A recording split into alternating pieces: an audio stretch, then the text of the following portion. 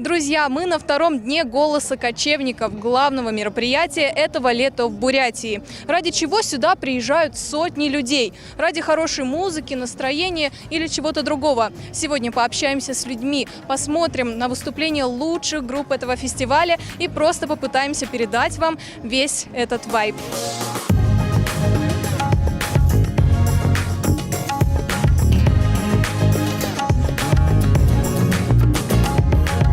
Там лес, там горы, тут поля, тут вообще Столько красотища. людей. Столько людей. Никогда людей не любил, но тут люблю.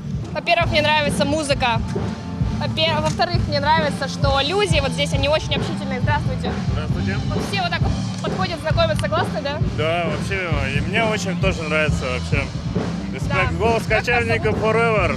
Егор, Егор, меня зовут Лера. очень приятно. «Голос кочевников» — это тот фестиваль, это то мероприятие, где мы можем... Вот.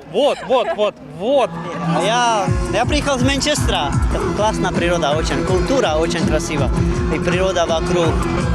Обалдеть. Я, наверное, никогда в своей жизни такого не видела. Очень много позитива. Прям когда ты заходишь, сразу же на входе очень много улыбающихся людей.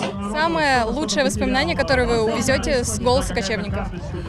Я думаю, весь фестиваль можно увезти с собой. Это прямо классное событие лета.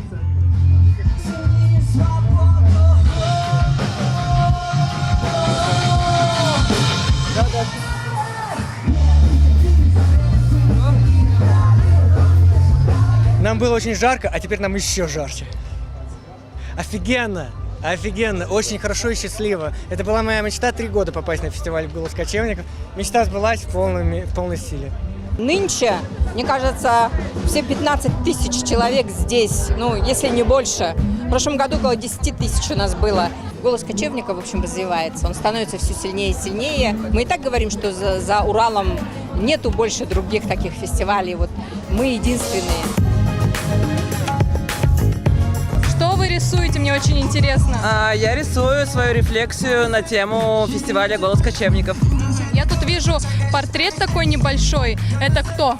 Это образ кочевника, это Face of Nomads, это такой рейвер-кочевник. Это человек, который не боится осуждения никакого. Он делает то, что он хочет, то, что ему нравится. Вот он выглядит, знаете, необычным таким. То есть у него там, не знаю, дреды какие-то, у него, может быть, какие-то разноцветные волосы. Очень много друзей, дружелюбный. Ну и как, безумно красивый.